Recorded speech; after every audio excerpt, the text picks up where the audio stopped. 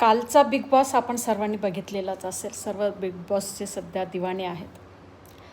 तर कालच्या एपिसोडमध्ये थोड्याशा विशालला नॉमिनेशन केल्यामुळे त्यांच्या शब्दांची चकामक झाली राकेश बापट आणि विशालमध्ये, आणि ते वाढत जाऊन मग सर्व बिघडलं तिथलं वातावरण, आणि विशालने त्याला चापट मारली.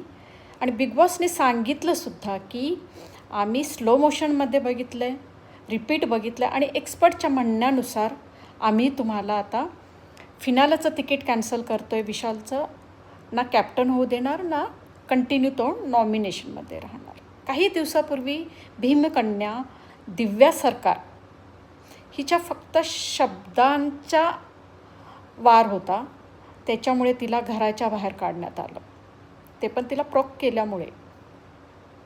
आणि आता तर काल एवढं मोठं घडलेलं आहे बिग बॉसच्या घरात, मग विशालला का नाही काढलेलं? म्हणजे नक्कीच कुठेतरी काहीतरी आतल्या आत गोड बंगाल चालू आहे बिग बॉसचं.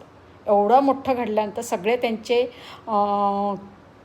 रूल्स रेग्युलेशन तोडून टाकले, तरी पण विशाल अजूनही घरात. फक्त ही शिक्षा झाली त्याच्यासाठी काय? हट.